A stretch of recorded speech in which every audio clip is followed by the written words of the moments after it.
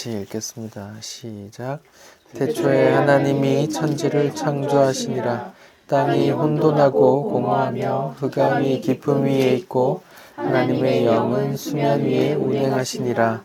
하나님이 이르시되 빛이 있으라 하시니 빛이 있었고 빛이 하나님 보시기에 좋았더라. 하나님이 빛과 어둠을 나누사 하나님이 빛을 낮이라 부르시고 어둠을 밤이라 부르시니라. 저녁이 되고 아침이 되니 이는 첫째 날이라. 아멘. 네. 지난주에 가인의 후손과 아벨 대신 태어난 셋의 후손 이야기를 통해서 창세기 3장 15절에 나온 뱀의 후손과 여자의 후손의 갈라짐 그리고 원수됨 이런 거에 대해서 말씀을 드렸죠. 기억이 나십니까?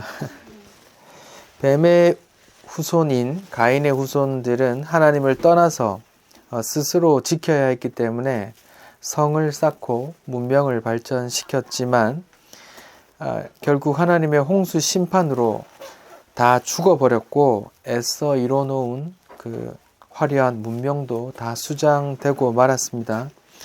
하지만 하나님, 아담, 셋 이렇게 이어지는 하나님의 자녀들은 화려한 문명은 없었지만 하나님과 동행하며 하나님의 심판을 기억하고 살았고 결국 노아와 그 가족들이 구원을 받았습니다.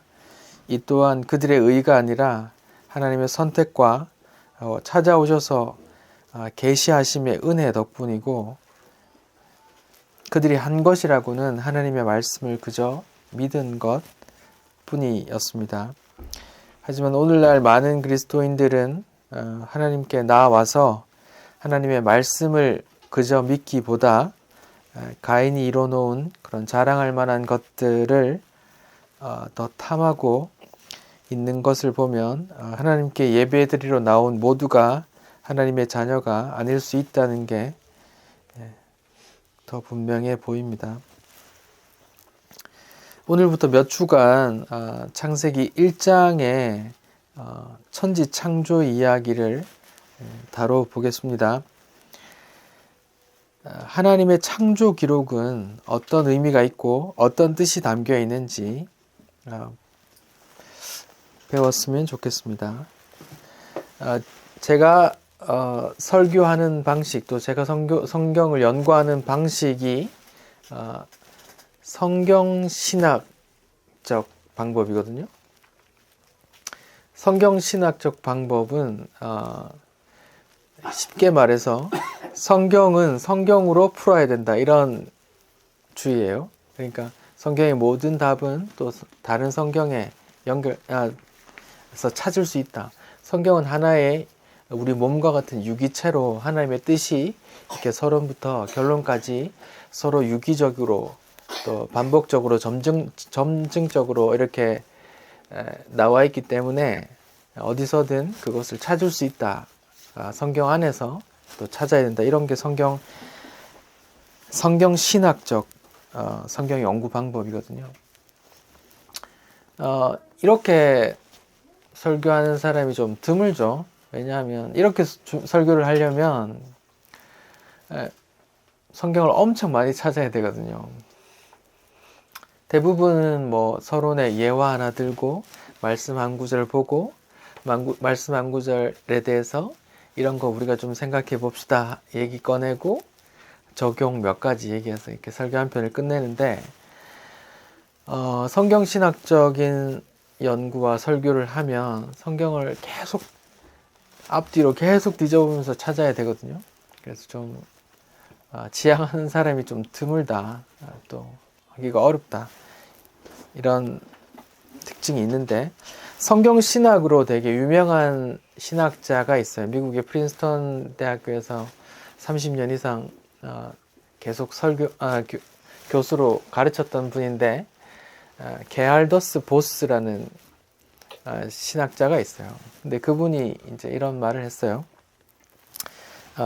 Eschatology precedes soteriology. 이게 무슨 말이냐면 종말이 구원을 앞선다. 또 다른 말로는 종말이 창조를 앞선다 이런 말을 했거든요. 이것도 이제 말하자면 종말이 창조보다 먼저 계획됐다 이런 말이거든요. 이런 것도 다 성경 신학적으로 보면 처음부터 끝까지 하나의 하나님의 뜻이 있기 때문에 이런 게 가능하다 이런 거거든요. 이 말은 쉽게 말하면 이 말이에요. 예를 들어서 자동차를 만드는 설계자라고 생각해 봅시다. 설계자는 이미 뭐 디자인이든 설계든 이미 완성품을 머리에 이미 다 설계해 놓고 그 속에 들어가는 부품들 하나하나 만들어서 조립하기 시작하고 결국은 완성품을 만들잖아요. 근데 이미 그 완성품이 나오기 전에 이미 부품 하나를 만들 때부터 이미 이 완성품을 이미 생각하고 있었단 말이거든요. 이 말이 이제 종말이 창조를 앞선다 이런 의미거든요. 이해가 되시죠? 요한계시록 말미에는 완성된 하나님 나라, 새하늘과 새 땅이 나오고 주님과 혼인하는 성도들, 또 그 안에서 눈물을 닦아주시고 서로 위로함 받는 그런 성도들, 또 그 속에서 예배 받는 그 하늘의 예배, 그런 안식이 나오는데요. 이게 완성된 모습이거든요. 하나님의 뜻의 완성이에요. 한번 찾아봅시다. 요한계시록 21장입니다. 요한계시록 21장, 성경의 제일 뒤쪽에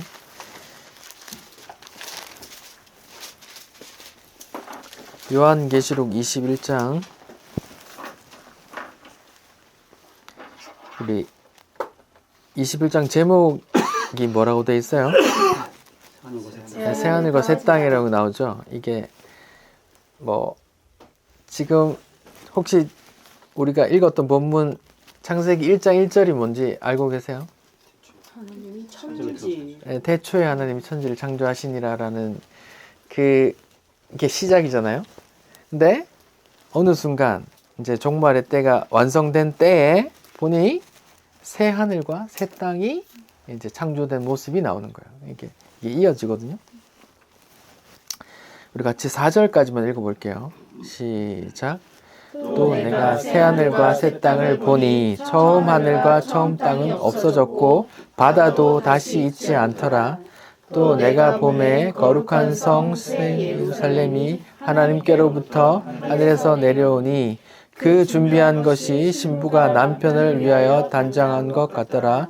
내가 들으니 보좌에서 큰 음성이 나와서 이르되 하나님의 장막이 사람들과 함께 있음에 하나님이 그들과 함께 계시리니 그들은 하나님의 백성이 되고 하나님은 친히 그들과 함께 계셔서 모든 눈물을 눈에서 닦아주시니 다시는 사망이 없고 애통하는 것이나 곡하는 것이나 아픈 것이 다시 있지 아니하리니 처음 있는 일이 다 지나갔음이더라. 이렇게 나오잖아요. 이게 보면 21장 첫 번째 보면 새 하늘과 새 땅이 나오고 이제 처음 하늘과 땅이 없어졌고 바다도 없어졌다 이렇게 나오거든요. 그러니까 이게 첫 창조를 이제 생각하면서 말하는 거예요. 하나님의 뜻은 첫 창조의 완성품이 아니었단 말이에요. 하나님의 뜻은 이 요한계시록 말미에 있는 그 새 하늘과 새 땅을 염두에 두신 거예요. 그러니까 새 하늘과 새 땅, 첫 하늘과 첫 땅, 첫 천지 창조는 이게 완성품이 아니라 이렇게 소모품이라 이 뜻이거든요. 지금 이 모든 하늘과 땅 이런 것들이다. 그런 것들을 생각하셔야 되는 거예요. 재밌죠? 한 장 넘겨서 22장 한번 봅시다. 22장 1절부터 5절. 밑으로 내려갈 수 있겠어? 아니 위쪽으로 갈래? 일로 갈래? 비켜줘?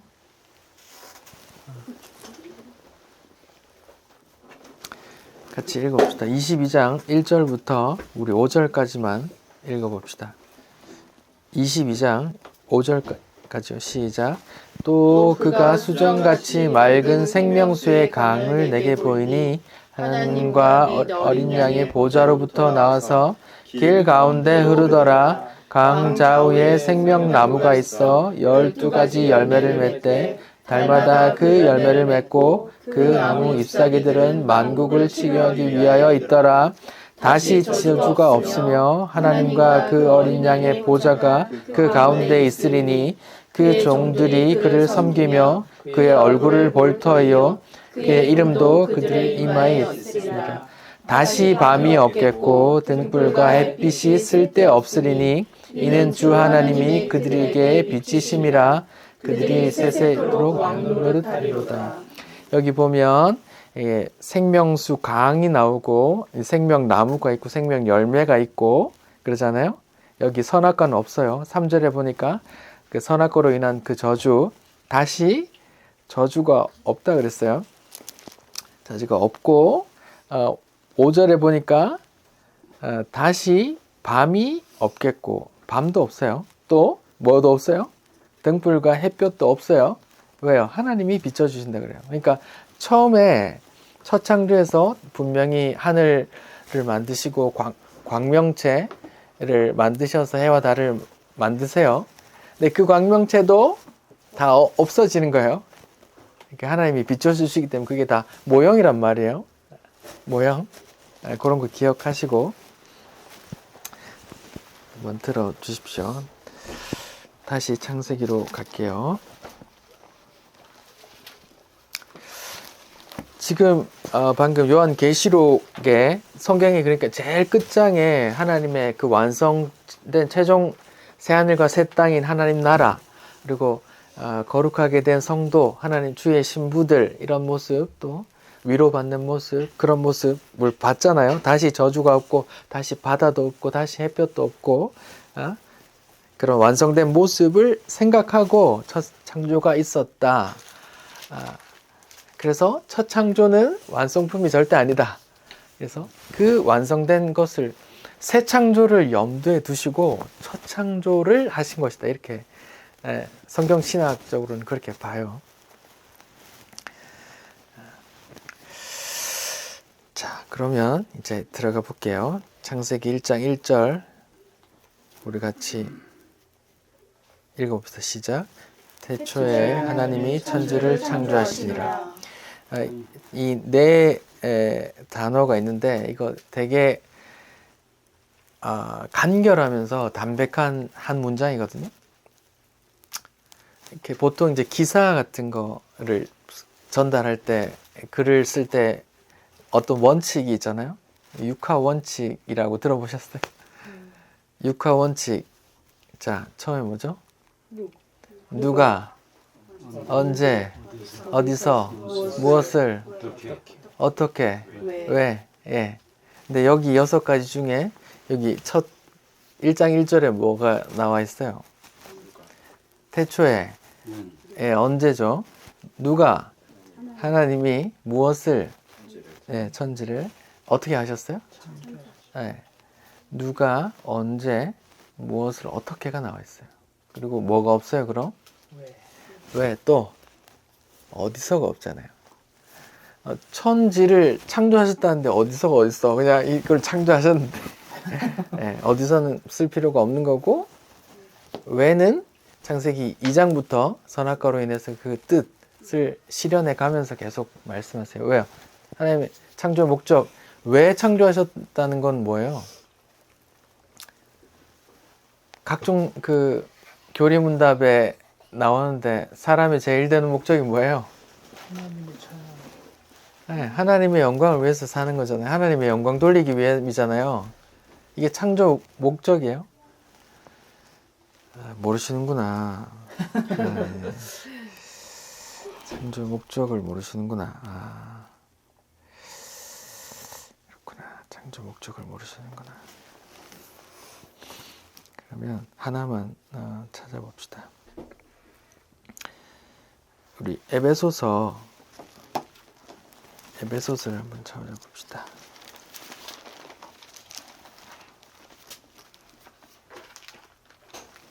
에베소서 1장.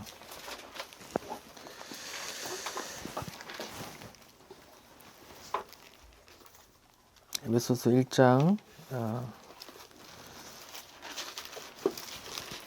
에베소서 1장 4절부터 6절이요.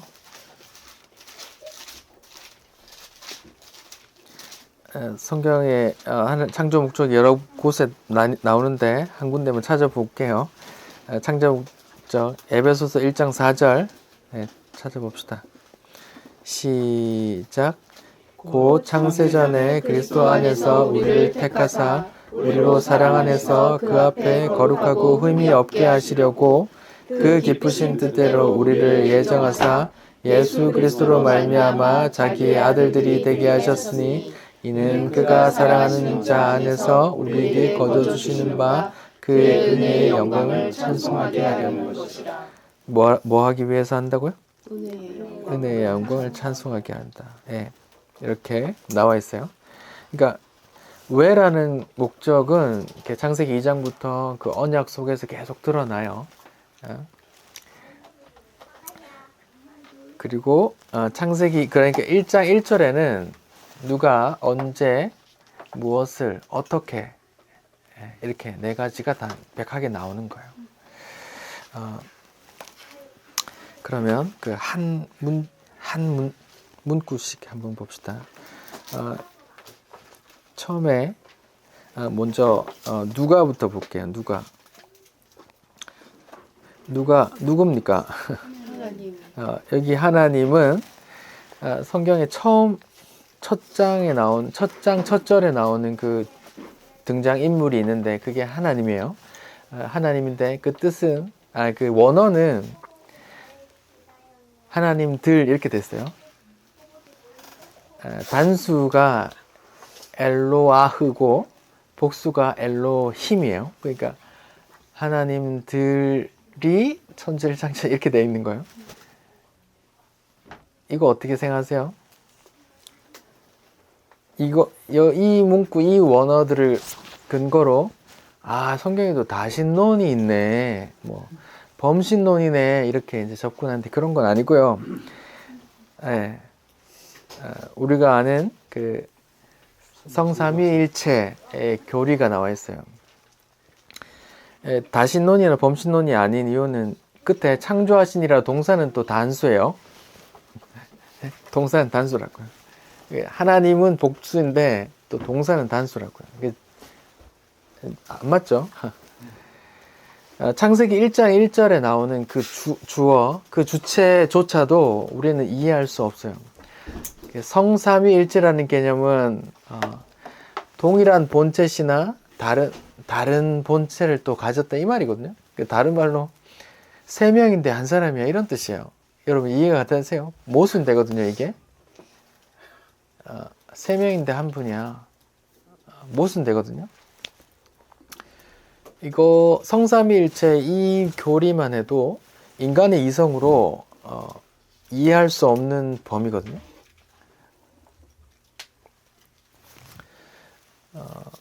뭐 설명한 분들이 있어요.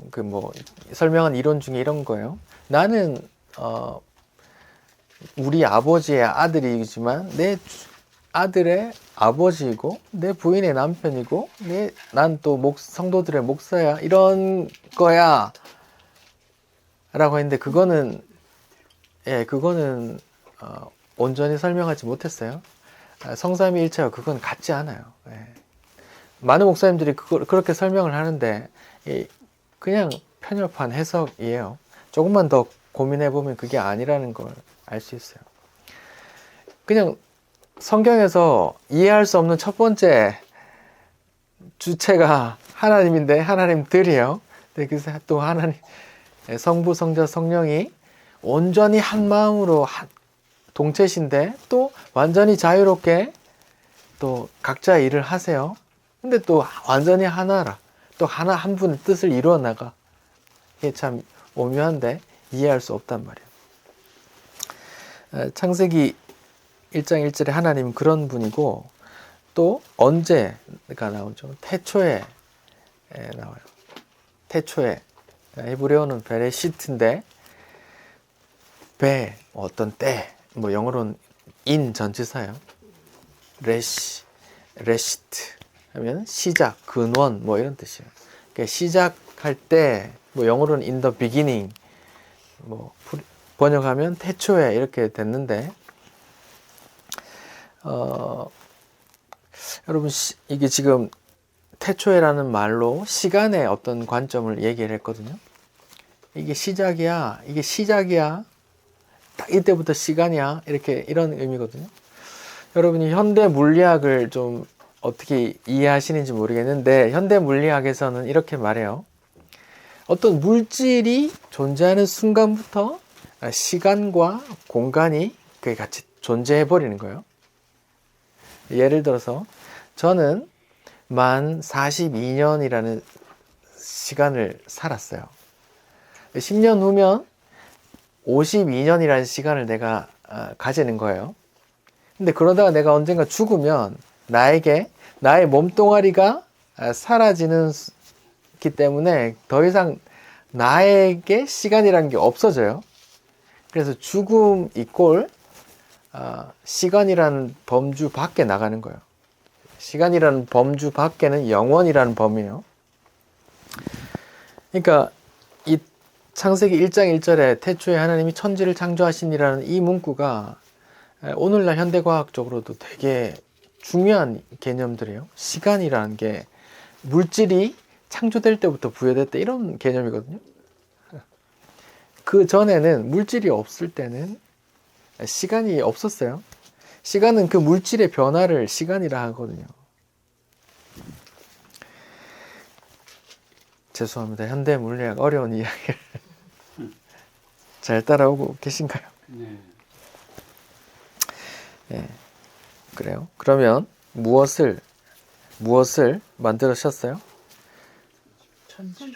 예, 천지를 만드셨어요. 뭐 천지, 뭐 하늘과 땅이에요. 그러면 여기에 또 하늘이라고 하는 게 복수예요.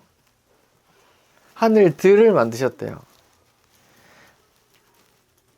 창세기 1장 1절이 되게 어렵죠. 이제 하나님도 복수야. 뭐 시간 개념도 잘 모르겠어. 천지를 만들었대. 하늘들이래요. 우리가 보면 하늘 말고 하늘들 뭐예요?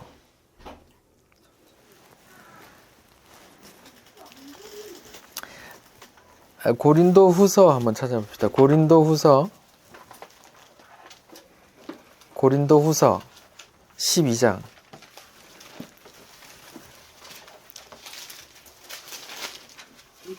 제가 성경신학적인 설교를 하기 때문에 여러분은 귀찮겠지만 성경을 계속 찾아야 돼요.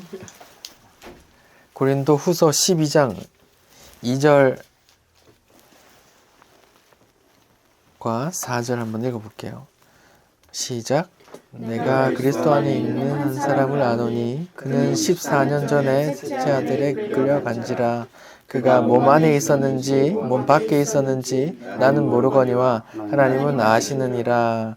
여기 2절에 보면 지금 바울이 자기를 이야기하는데 그 3인칭으로 그가 그런 사람을 내가 아는데 그 사람은 삼층천에 갔다 왔어 이렇게 말하는 거예요.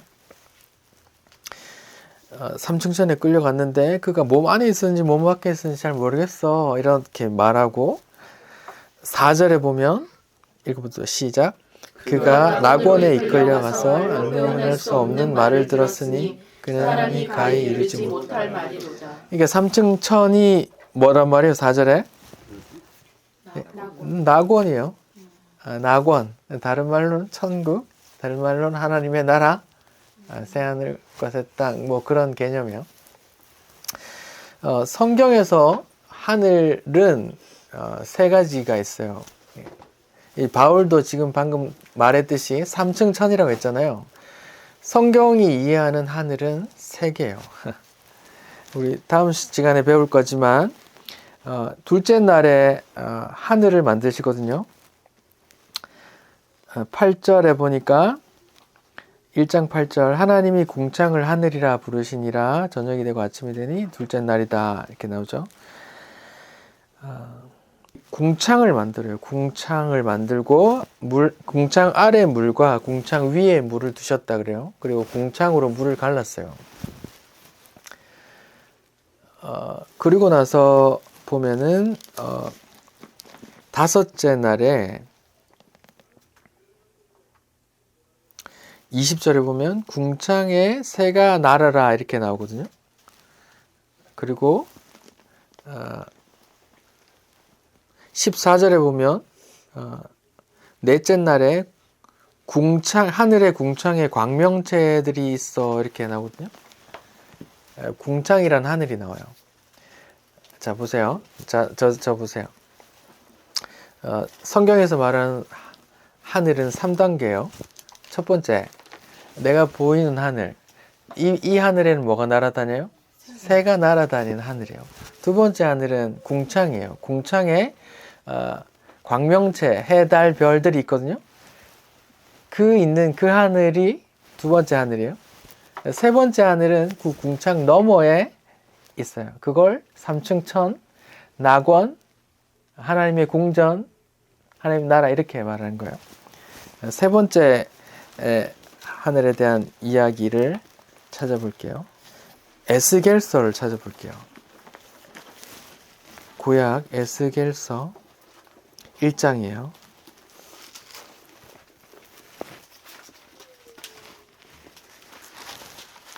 구약 에스겔서 1장.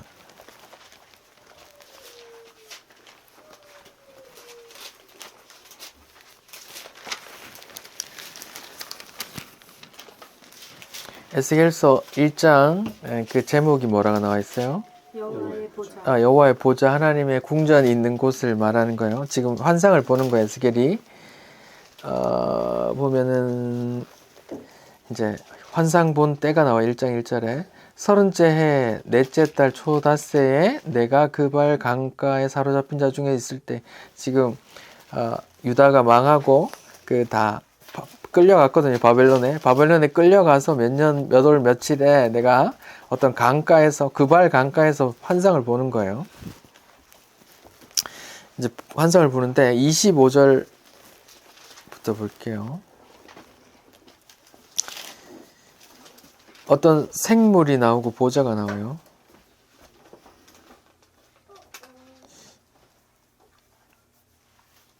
(25절) (26절) 읽어봅시다. 시작. 그 머리 위에 있는 궁창 위에서 음성이 나더라. 그 생물이 설 때에 그 날개를 내렸더라.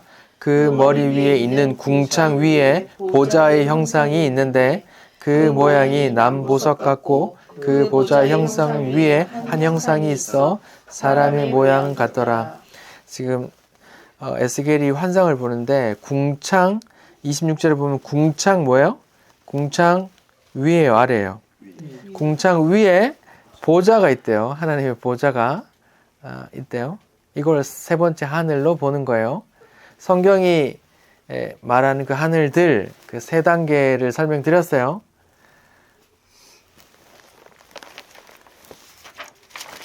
그리고 하늘과 땅을 만드셨어요. 근데 이제 땅 얘기를 합니다. 1장 2절이요. 1장 2절 한번 읽어봅시다. 창세기 1장 2절.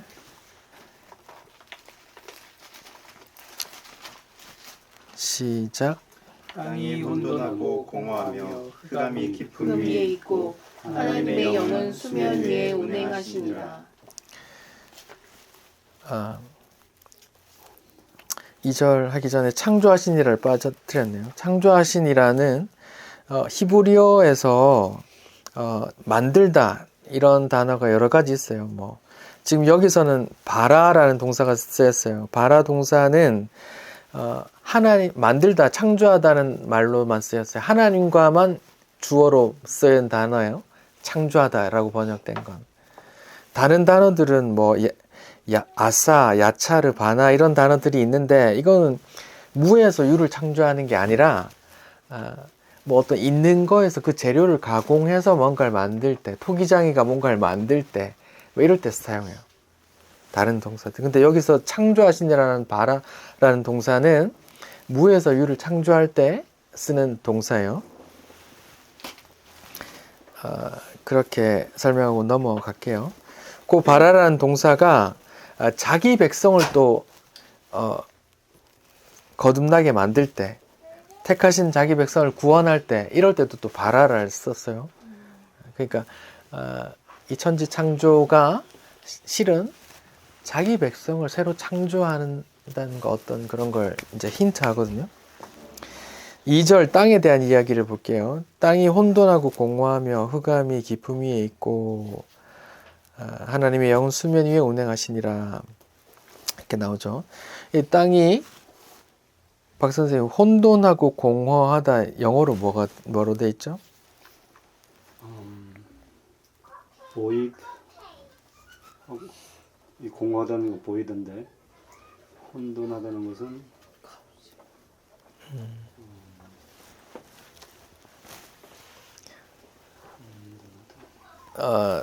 이제 다른 영어 번역본에는 이제 현대어 성경 번역본에는 혼돈하고 공허하다 이런 게 이제 혼돈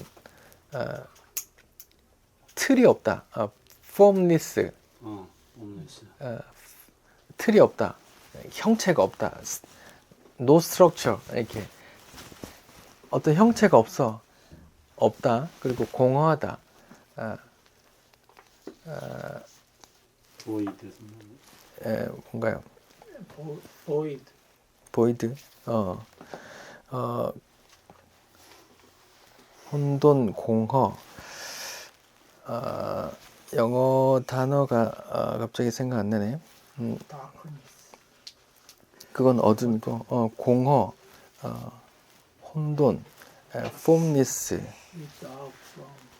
네 그런 단어들이 되겠죠. 뭐 공허하다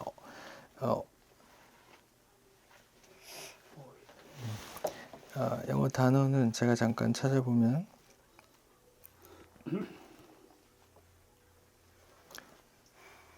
그러니까 empty 비어 있다. no formless 틀이 없고 empty 비어 있다 이런 말이에요. 이 창조 기사가 6일 동안 있었는데 그것을 이제 그냥 3일 3일로 나누면 3일 동안은 뭐 빛을 만들고 하늘 궁창을 만들고 뭐 땅과 바다를 나누고 뭐 이게 3일까지거든요. 이게 스트럭처예요. 스트럭처를 만드는 거고 4일째부터는 뭐예요? 하늘의 새와 물고기 만들고 뭐 짐승 만들고 사람 만들고 광명체 만들고 이렇게 폼을 만들고 나서 4, 5, 6일 때 이렇게 채워 넣는 거거든요. 그런 이제 그런 거를 이제 이렇게 아구가 맞도록 지금 이렇게 얘기하는 거예요. 그리고 흑암, 그러니까 흑암이라는 것은 이제 다크니스 어둠이 있다는 거고 여기 기품이라는 말이 있는데 기품은 다른 본문에는 깊은 바다, 물 이런 뜻이에요. 그러니까 어둠이 있고 물이 있고 공허하고 혼돈하고 뭐 이런 거예요. 그냥 상상하면 이런 거예요. 막 물이 어둡고 물이 있고 막 먼지들이 날아다니고 뭐 그런 느낌이에요. 그런 느낌이 오세요? 그런 가운데서 생각해 보세요. 물이 어두운데 물이 넘실거려. 그리고 막 먼지들이 막 날아다녀. 그런 가운데서 하나님의 영, 루아흐가 수면 위에 운행하신더라 이렇게만 나와요.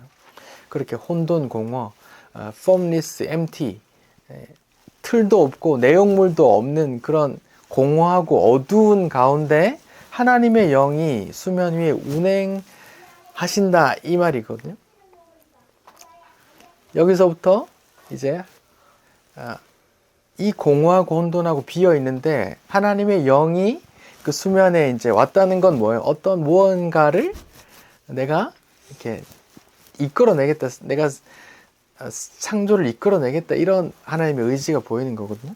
여기에 운행하다라는 단어가 라하프인데 뭐 성경에 뭐 내가 너희를 날개 아래 품으려고 뭐 이런 단어거든요.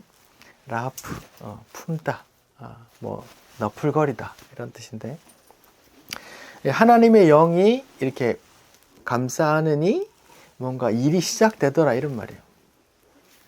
자, 제가 창세기 이야기하기 전에 성경 신학 이야기하면서 종말이 창조를 앞선다 이런 얘기도 하고 요한계시록을 먼저 얘기했잖아요. 그러면 그 어떤 완성을 두고 이렇게 지금 첫 창조를 했단 말이에요. 새 창조를 염두에 두고 첫 창조를 하는 거예요. 그러면 첫 창조는 무언가를 힌트하고 있어요. 무엇을? 요한계시록의 새 창조를 힌트하고 있어요. 그러니까 창조 기사는 단순히 이 만물의 근원, 천지가 언제 생겼고 뭐 이런 객관적 팩트 전달에 중심이 있는 게 아니라 성경 신학적으로 보면 그 새 창조, 요한계시록 그 말미에 있는 그 새 창조를 향한 그 힌트들이 담겨 있는 이야기란 말이에요. 생각해 봅시다. 혼돈하고 공허해, 어두워. 근데 하나님의 영, 성령이 이렇게 감쌌더니 무언가가 일어나더라. 이런 게 있었어요. 하나님의 영이 언제 부어져서 뭔가 일어난 사건이 있었어요? 사도행전 2장의 오순절 사건을 얘기하는 거예요. 그게 성령으로 새 창조거든요. 성령이 부어지고 아이고 형제 우리가 어찌해야 할까 하니까 회개하고 예수님 믿고 예수님 믿으라 이런 말 하잖아요. 그게 성령이 부어지니 그 완악한 유대인들이 어찌할까 하고 회개하고 예수 믿게 되더라. 이렇게 창조하게 되더라. 이런 거를 이제 묘사한단 말이에요. 이게 연결이 돼요. 제가 어거지 피고 있는 거예요.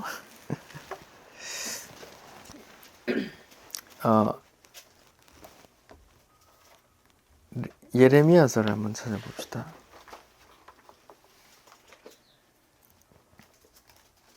예레미야 4장. 예레미야 4장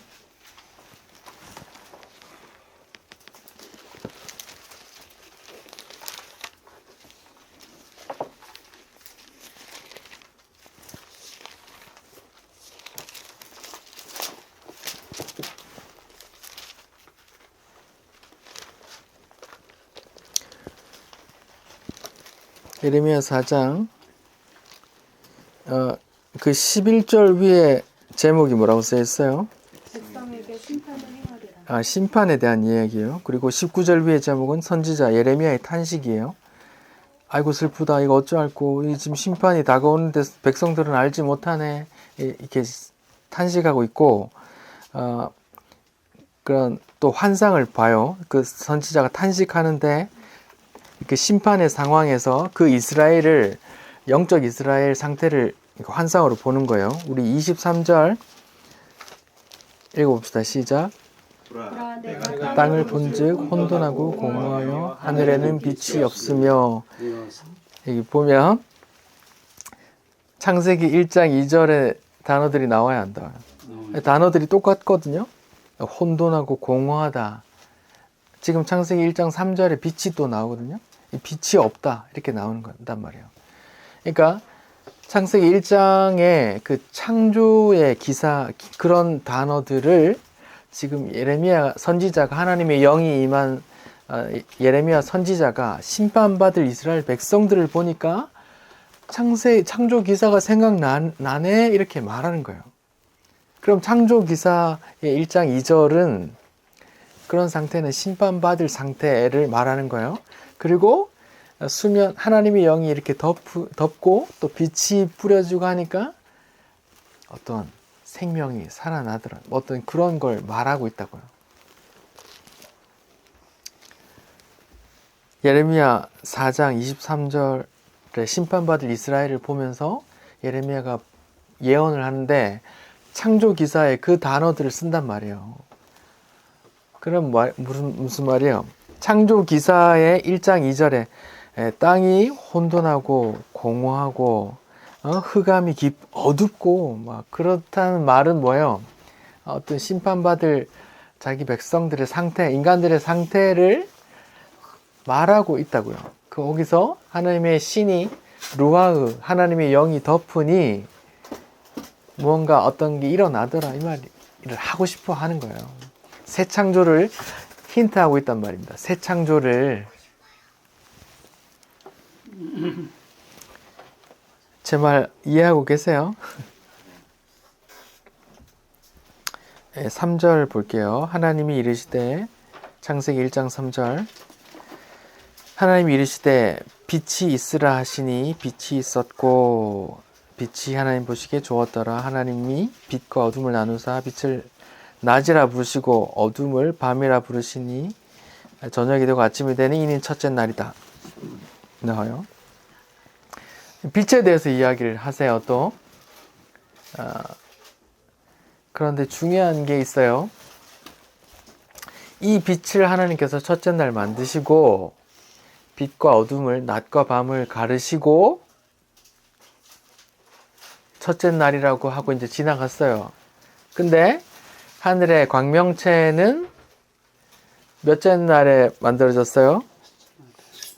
하늘의 광명체는 컨텐츠잖아요. MT를 채워 넣는 거잖아요. 넷째 날이거든요. 14절에 보면 하나님이 이르시되 하늘의 궁창에 광명체들이 있어 밤과 낮을 나누게 하시고 똑같은 말이 또 나오죠. 넷째 날에 해, 달, 별들, 광명체를 만드셨는데 첫째 날에 이 빛은 뭐예요? 이런 의문을 가지셔야 돼요.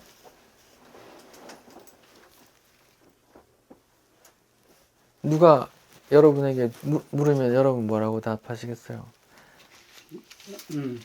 천지창조 창세기 잘 읽어봤어? 야, 해는 4일날 나오는데 첫째 날 빛은 뭐야 또? 그럼 여러분 어떻게 설명할까요? 몰라 임마 빛이 이렇게 할 거예요? 뭐 어떻게 할 거예요?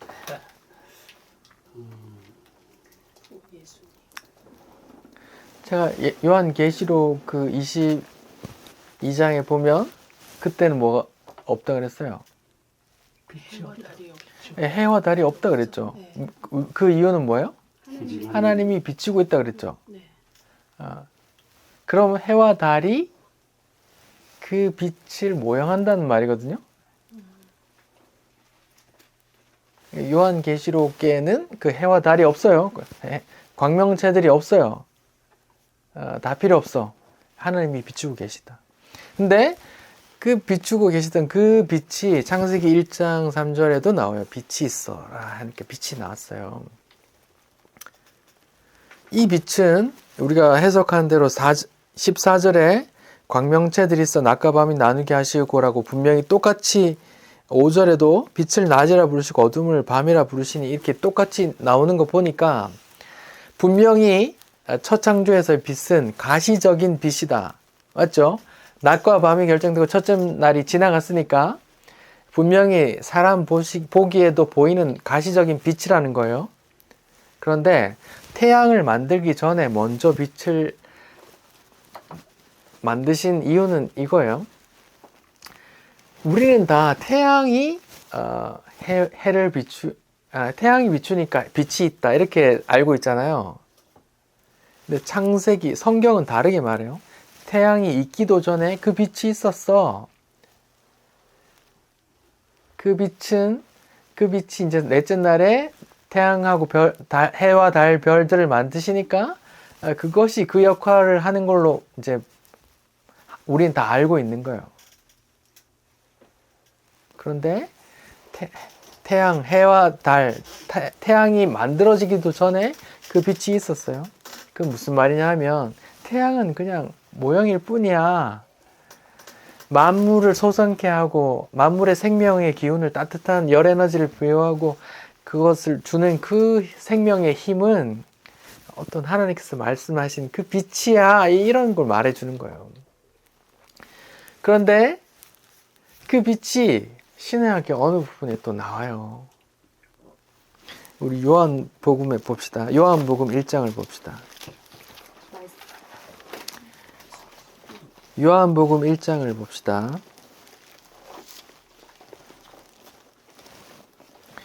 요한복음 1장 1절에 뭐라고 나와요? 태초에 말씀이 계시니라. 태초에라는 그 창세기 언어가 나오죠. 물론 이게 헬라어지만 이 단어는 히브리어를 헬라어로 바꾼 구약 성경에도 똑같은 단어를 썼어요. 그러니까 같은 단어라고 보면 돼요. 지금 요한복음 1장에 태초에라고 창조 기사의 이야기를 한단 말이에요. 왜일까요? 그 뭔가를 계속 상기시키는 거예요. 구약의 창조 기사가 이걸 의미하는 바야 이렇게 상기시킨단 말이에요. 근데 이제 먼저 말씀이 계시니라 이렇게 나와요. 말씀이 하나님과 함께 계셨고 말씀이 곧 하나님이야 이렇게 말해요. 그런데 창세기에 보면 천지 창조를 뭘로 해요? 말씀을 하나님이 이르시되 이렇게 나오잖아요. 그 말씀이거든요. 그러면 하나님의 말씀이 어느 나라 말로 나왔을까요? 히브리어? 헬라어? 영어야. 한국어는 안 이렇게 되고. 우리 알 수 없죠. 무슨 말로 쓰였으니까 알 수 없어요. 그 말 소리를 알 수 없으면 그 말이 나오기 전 단계를 생각해 봅시다. 우리가 예를 들어서 여보 물 좀 줘라고 말을 할 때 말이 튀어나오기 전에 먼저 뭐예요? 생각하죠. 나 지금 물을 먹고 싶어. 내 물을 마실 거야 라는 계획을 했어요. 그리고 나서 말이 튀어나온단 말입니다. 그럼 하나님께서 말이 나오기 전에는 뭘로 있었어요? 하나님의 생각과 뜻으로 있었단 말입니다. 그게 말로 튀어나왔더니 이루어져 버렸어요. 예를 들어 봅시다. 어떤 하나님이라는 전지전능하고 막 대단한 능력을 모든 능력을 가진 그 하나님이 뭔가 하고 싶어 생각을 했어요. 그럼 바로 이루어지는 거잖아요. 예를 들어서 제가 비록 가난하지만 내 아들한테 빵을 하나 사줄 수 있단 말이죠. 내가 사줘야지 생각하면 그냥 이루어지는 거잖아요. 뭐 지구가 망해서 이렇게 빵이 더 이상 유통되지 않아서 못 사주는 이런 거 말고는 내가 돈이 있고 사줄 수 있잖아요, 아들한테. 하나님도 마찬가지란 말이에요. 말이 나오기 전 단계를 생각하면 하나님의 뜻으로 계셨는데 하나님은 전지전능하시죠. 그럼 생각하는 그 하나님의 뜻은 반드시 이루어지는 거란 말입니다. 그렇죠? 근데 그 하나님의 뜻이 뭐예요? 제가 성경 1년 동안 계속 설교를 했는데 하나님의 뜻이 뭐예요? 그 나가 누구예요? 예수님 이야기잖아요. 내 아들을 보낼 테니까 내 아들 통해서 너희들 구원해 낼 거야 하나님의 뜻이란 말이에요. 그 뜻이 이루어진 게 아까 요한계시록에 본 새하늘과 새 땅이고 새 예루살렘이고 신부고 세마포 옷 입은 사람들이 그렇단 말이에요. 그게 하나님의 뜻이란 말입니다. 그 뜻이 말씀으로 나왔고 그 말씀이 요한복음 1장 14절 읽어봅시다. 시작. 말씀이 육신이 되어 우리 가운데 거하심에 우리가 그 영광을 보니 아버지의 독생자의 영광이요 은혜와 진리가 충만하더라. 근데 그 하나님의 뜻으로 거하시던 또 하나님 첫 창조 때 천지를 만드셨던 그 실체 말씀이 어떻게 됐다 그래요? 말씀이 그냥 이 창조물 안으로 이 창조 피조 세계 안으로 들어와 버렸단 말이에요. 육신을 입고. 근데 그분이 누구예요? 예수래요. 그래서 그 말씀이 태초에 그 말씀이 예수야 이렇게 말한 거예요. 또 여러분 이해가 되세요? 어려워요? 말씀은 하나님께서 이르시되 하고 지금 창조하는 이야기를 했어요. 그 말씀이 또 예수예요. 창세 이전에 이미 같이 계셨고 창조할 때도 말씀으로 일하셨던 그분이 육신이 되어서 이 피조색으로 뚫고 들어와 버리니까 예수가 됐단 말이에요. 근데 1장 3절에 보니까 그 빛을 또 얘기하잖아요. 그 빛은 뭔데요? 그 빛이 첫 창조에서 그 첫째 날 만드신 그 빛이 태양도 아닌 그 빛이 뭐냐를 요한계시록에서 설명하는데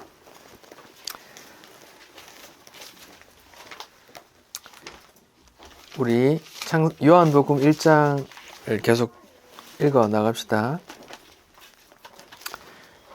1장 2절부터 시작. 그가 태초에 하나님과 계획했고 만물이 그로 말미암아 지은 바 되었으니 지은 것이 하나도 그가 없이는 된 것이 없느니라.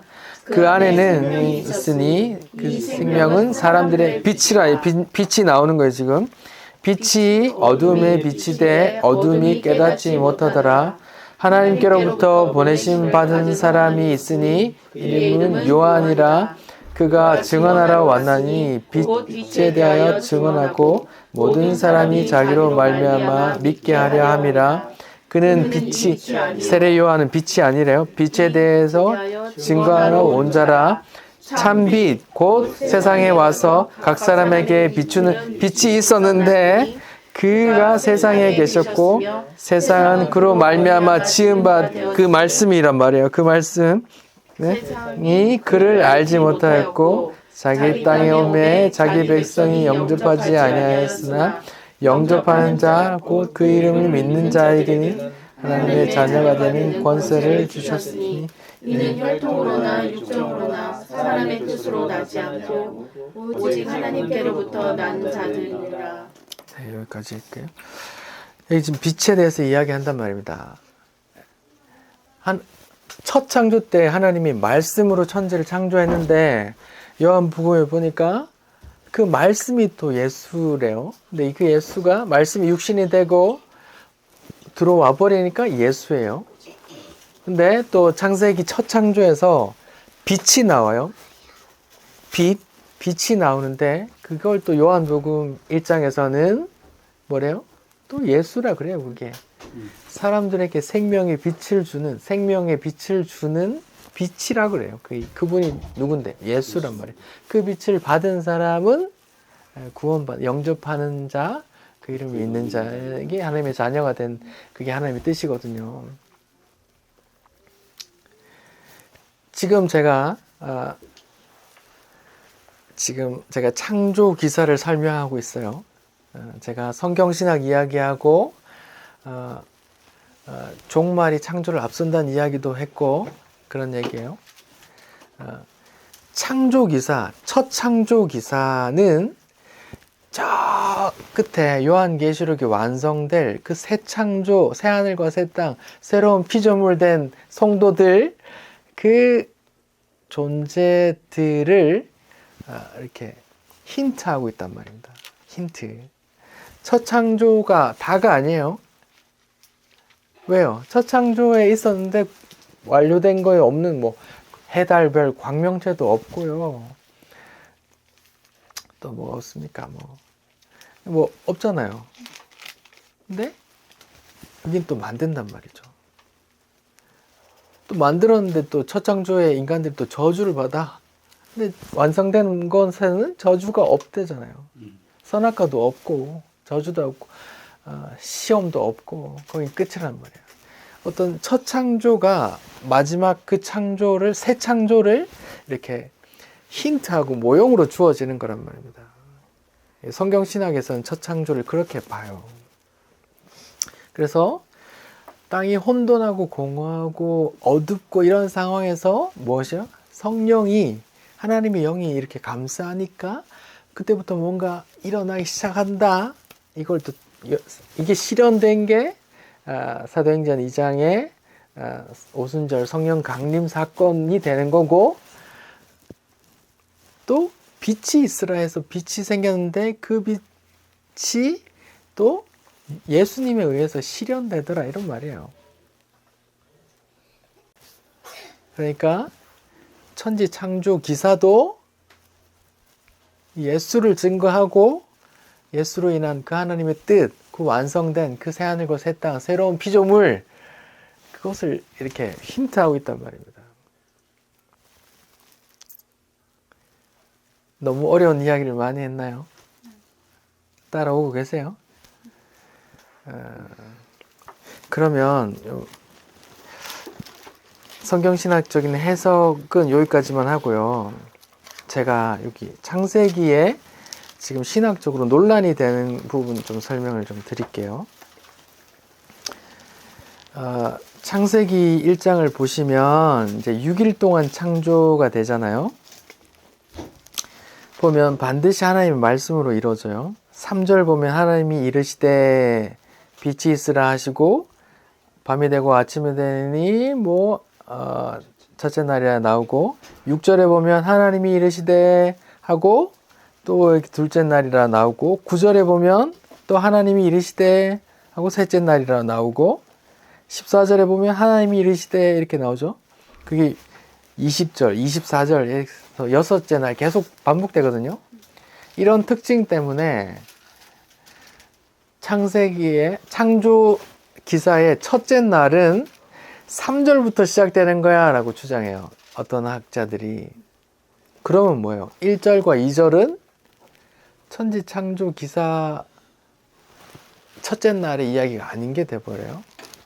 그래서 거기서 주장하는 학설 중에 하나가 창세기 1장 1절은 창조 3일부터 창조될 창조 기사를 간략하게 요약한 제목이야 이렇게 말해요. 여러분 어떻게 생각하세요? 그럴듯하죠? 그럴듯해요. 근데 이렇게 되면 문제가 뭐냐 하면 창조가 3절부터 시작되는 거라면 2절에 어떤 상황이 주어져요. 하나님이 창조하기 전에 뭐가 있어요? 혼돈하고 공허한 그 땅의 상태가 있는 거예요.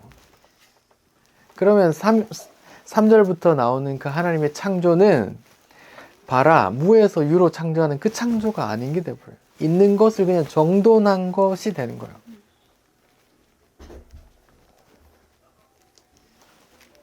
저는 그렇게 해서 1절도 2절도 다 첫째 날이라고 보는 그 고전적인 해석을 저도 따라요. 두 번째로 간격설이라는 게 있어요. 창세기 1장과 창세기 2장 사이에는 어마어마한 시간의 간격이 있다 이렇게 설명해요. 창세기 1장 1절에 태초에 하나님이 천지를 창조하시니라 이렇게 창조가 끝났어. 근데 어떤 일이 생겼어.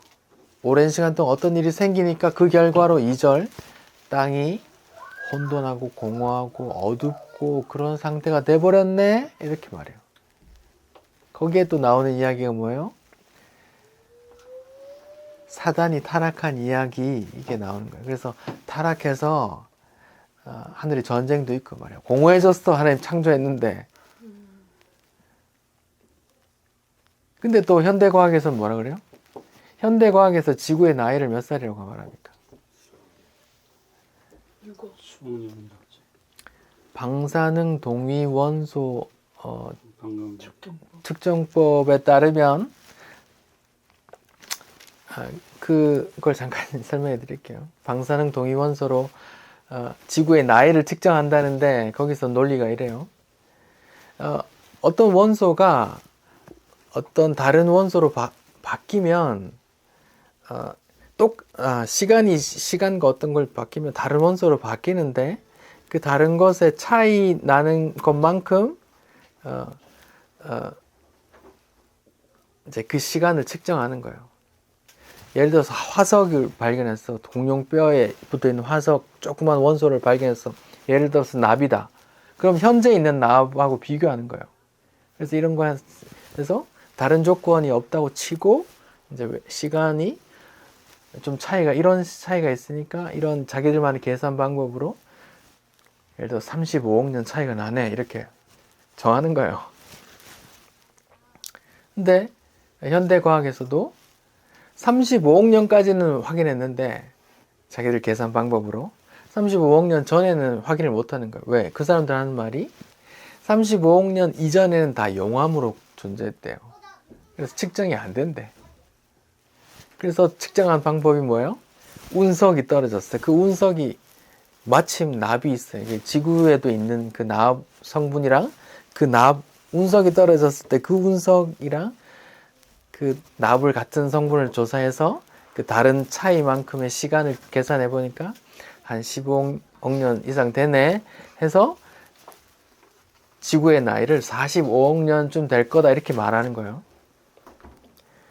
여러분, 인간의 수명이 100살이 안 되는데 45억 년이라는 시간은 무슨 말이에요? 나 모르겠다 이 말입니다. 제가 볼 땐 그래요. 동의.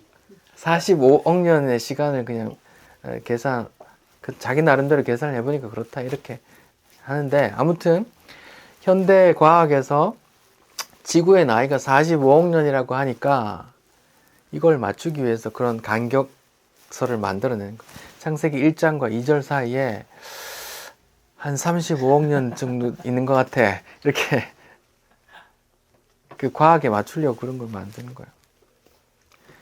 그 간격설도 마찬가지로 뭐예요? 그러면 3절부터의 창조가 뭐예요? 첫 번째 창조예요? 두 번째 창조예요? 네, 두 번째가 되는 거예요. 그럼 창조가 도대체 몇 번 일어나는 거예요?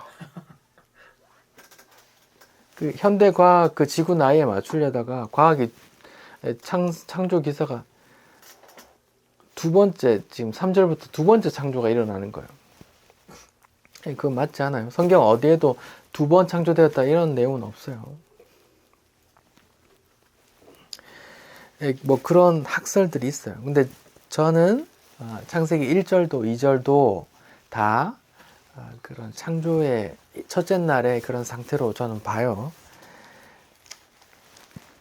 그런 해석 하나 하고, 또 아까 이제 요한복음하고 얘기하면서 빛이라는 거 얘기했잖아요. 창조기사에서 빛이 요한복음에서 예수님이라면 하나님이 빛을 만드셨잖아. 그럼 피조물인데, 그럼 예수가 피조물이야? 이런 이제 얘기가 자연스럽게 흘러가잖아요.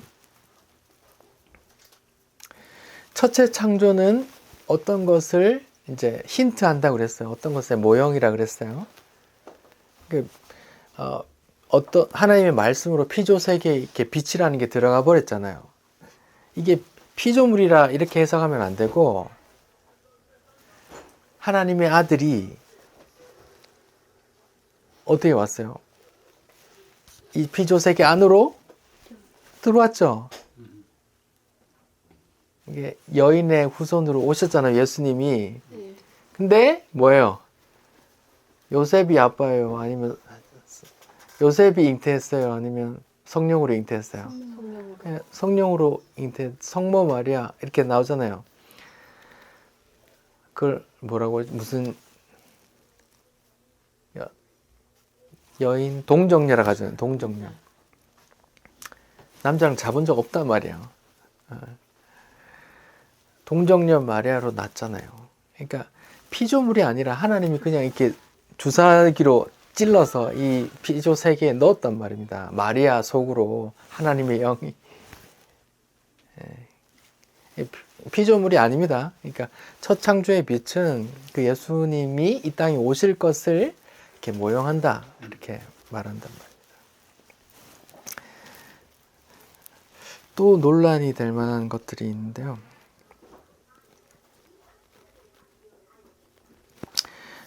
또 이제 천지 창조 이야기에서 진화론을 빼뜨릴 수 없잖아요. 오늘날 학교에서는 다 진화론을 배웁니다. 네. 진화론을 배우는데 여러분 진화론인가요? 진화 법칙인가요? 뭐라고 말해요? 뭐 대출하는 론이 아니고 학설이란 말이에요. 학설에서 실험과 검증을 거쳐서 누가 실험해도 이런 똑같은 결과가 나오면 그게 법칙이 되는 거거든요.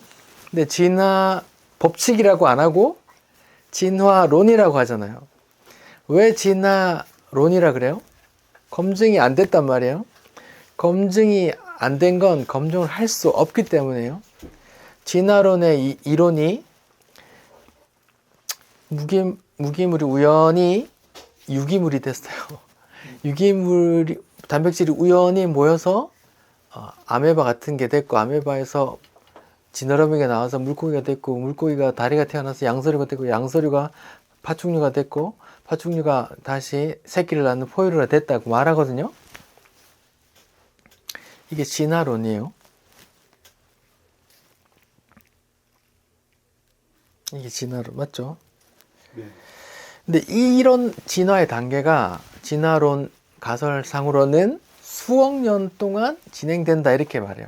그러니까 이걸 검증하려면 수억 년 동안 데이터를 쌓아야 되는데 인간의 수명이 100살이 되니까 이걸 대대로 해도 수천 년밖에 안 되잖아요. 몇백 년 가기도 힘든데 그래서 검증이 불가능한 거예요. 진화도 진화론일 수밖에 없는 거예요. 진화론에 따르면 계속 수억 년이 45억 년 흘렀다면서요. 그럼 진화 계속 있잖아요. 그럼 그 중간 단계가 계속 있어야 돼. 지금도 원숭이와 인간의 중간 존재가 지금 있어야 되거든요. 그렇죠. 아니잖아요. 없잖아요. 예를 들어서 제가 오늘 불법으로 원숭이 한 마리를 제가 샀다고 칩시다. 우리 집에서 이렇게 가둬 키워요. 제 아들 주인이가 나서 키우고 제 아들이 또 키워서 그 우리 안에 언젠가 사람이 그 속에 있다. 이렇게 증명이 되면 이게 진화 법칙이 되는 거거든요. 원숭이를 우리에 가둬 놓는데 시간이 계속 가면 사람이 그 안에 있을까요? 진화론이 그런 거예요. 예를 들어서 아까 아이들에게도 얘기했는데 곽지 해수욕장에서 제가 시계를 우연하게 모래사장에서 주웠다고 칩시다. 애가 주웠으니까 옆에 지나가는 아저씨가 이렇게 말했어요. 야, 이 시계가 너 어떻게 생긴 줄 아냐? 우연히 모래가 있잖아. 엄청 압력을 받아가지고 유리가 됐고 있잖아. 유리 속으로 있잖아. 이렇게 그 쇠들이 모여가지고 톱니가 돼가지고 서로 맞물려 돌아가고 있어. 그런데 이렇게 얘기하면 너희들 믿겠냐 이렇게 애들 아무도 안 믿는데요. 아무도 믿을 수 없다는 거야. 그래서 제가 물었어요. 얘들아, 시계가 복잡할까 아니면 사람의 몸이 복잡할까 이렇게 물었어요. 사람의 몸이 복잡하대요. 그러면 시계가 우연히 만들어지는 게 믿을 수 없다면 그보다 100배, 1000배 더 복잡한 인간이 어떻게 우연히 생겨나요? 예를 들어서 무기물이 유기물로 그런 무기물이라고 하면 그냥 생명이 없는 원소 같은 것들이 생명화되는 그런 유기물로 바뀌려면 그 확률을 이제 과학자들이 구해보니까 10의 2만 승분의 1이에요. 보통 수학에서 10의 50승분의 1 하면은 거의 확률이 제로다 이렇게 막 보거든요. 근데 2만 승분의 1이래요. 그럼 뭐 0의 0%예요. 그러니까 무기물이 유기물로 되는 그 될 법한 그런 가능성이 그런 거예요. 그러니까 무기물이 유기물로 되고 유기물이 다시 수천 개의 단백질이 또 모여서 아메바 같은 박테리아 같은 게 형성되려면 그게 아무 때나 조합해도 안 되고 정말 정교하게 규칙적으로 이렇게 조합돼야 되거든요. 그거를 과학자들은 그렇게 말하더라고요. 이것은 고도의 어떤 존재가 이렇게 이렇게 서열시키지 않으면 있을 수 없는 거다 이렇게 말하는 이야기를 많이 들었어요. 여러분들도 생각하시고 여러분들에게도 자녀들에게도 이런 이야기를 해주세요. 자녀들이 학교에서 진화론을 배우거든요. 더 이상 교육계에서는 이론이 없어요. 진화론이 정설이로 받아져요. 근데 예를 들어서 200년 전, 300년 전만 해도 진화론 명함도 못 내밀었어요. 창조론이 대세였어요. 근데 200년 사이에 일어난 일이에요. 어떤 세력이 강제적으로 그렇게 말하는 거예요. 그런 주장들이 왜 일어날까요? 신을 부정하기 위함이거든요. 창세기 1장 1절에 하나님이란 존재가 창조했다고 나오거든요. 이걸 부정하면 성경이 다 부정되는 거잖아요. 네, 그렇게 그런 시도가 계속 있어 오는 거예요.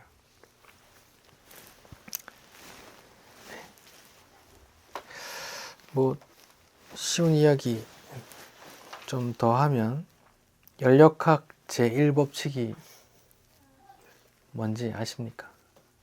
아는 법칙 하나 대보세요. 에너지 무슨 법칙? 보존의 법칙. 예. 연력학 제1법칙 알고 계시네.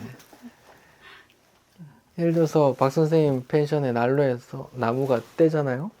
나무를 떼면 나무라는 그 형태가 재로 변했지만 그 에너지가 똑같이 열로 어딘가로 발산했다. 하지만 사라지거나 새로 생기는 건 아니다. 이게 에너지 보존의 법칙, 연력학 제1법칙이거든요. 그러면 연력학 제1법칙에 의해서 진화론을 생각해 보자고요. 연력학 제1법칙은 새로 생기거나 없어지는 게 없다잖아요. 근데 진화론은 뭐예요? 새로 생겨. 점점 고등으로 난다고 하잖아요. 그렇죠. 에너지 법칙과도 안 맞는 거예요. 연력학 제2법칙이 뭔지 아세요? 여러분 많이 들어보셨을 거예요. 엔트로피 법칙이라고. 표정을 보니까 다 처음 들으시네요. 엔트로피 법칙이라고 해서 쉽게 말하면 이거예요. 깨끗하게 책상이 정리되어 있어요. 근데 자연스럽게 두면 어떻게 해야 돼요? 시간이 지나면 무질서. 예, 허트러진다 이 말이거든요. 이렇게 에너지 손실이 일어나고 다 무질서하게 된다 이 말이거든요. 이게 엔트로피 법칙이에요. 아까 말한 땔감을 얘기 들면 나무는 되게 정교하게 집합돼서 나무를 이루어요. 근데 재가 되면 어때요? 다 흐트러지잖아요. 무질서로 바뀌는 거거든요. 엔트로피 법칙이거든요. 그럼 연력학 제2법칙에 의해서도 진화론이 맞아요. 안 맞죠. 이게 다 무질서로 흐트러지는데 진화론은 뭐예요? 계속. 점점 더 발전해서 고등 존재로 이렇게 바뀐다는 거거든요. 연력학 제2법칙에서 하는 말은 이거예요. 자연스럽게 두면 어지럽혀져요. 근데 치우는 건 더 큰 에너지가 든다 이 말이에요. 예를 들어서 냉장고가 있어요.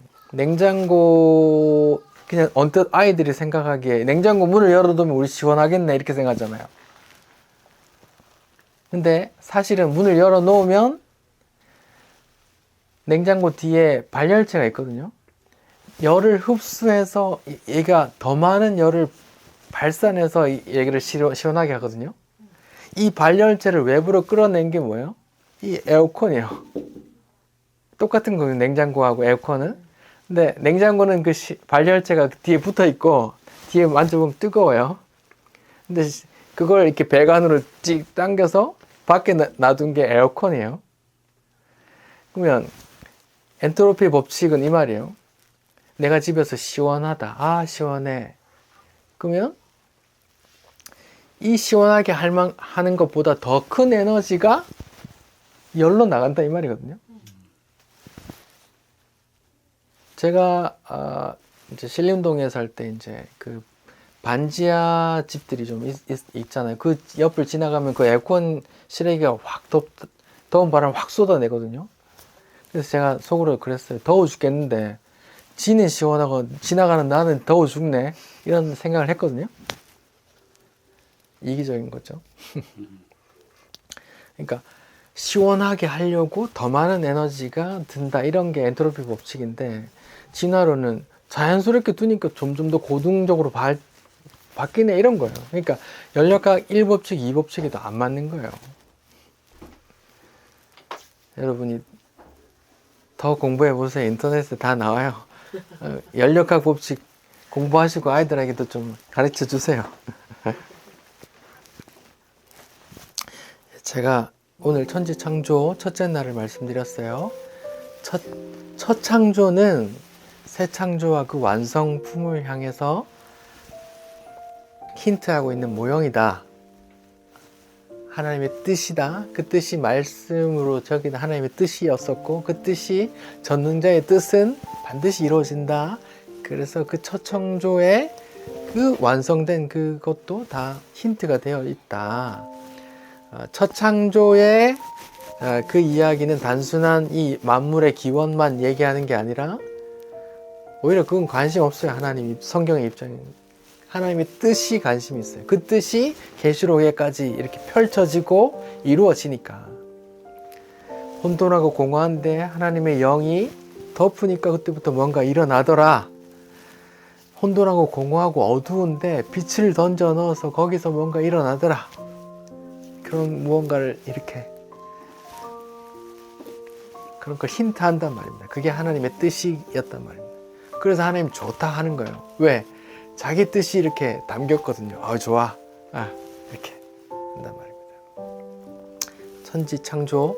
첫 창조는 그 마지막에 하나님의 뜻, 새 창조, 새 하늘과 새 땅, 새로운 피조물, 그런 그 새 창조를 모형한다.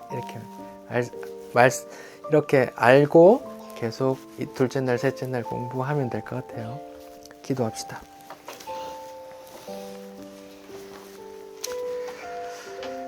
하나님, 하나님의 뜻이 어찌 그리 깊고 심오한지요. 천지창조 기사 안에 그 요한계시록이 담겨 있습니다. 참으로 신기합니다. 그러나 주여, 우리 이성이 한계가 있어 성삼위일체도 태초라는 시간도 영원이라는 시간도 또 태양 말고 또 다른 빛이라는 존재도 이해하기 어렵습니다. 암탉이 닭을 품듯이 주의 성령으로 우리 영혼을 덮어주시고 성령의 조명의 그 빛을 비추어서 믿어지게 도와주십시오. 감사합니다. 예수님 이름으로 기도드립니다.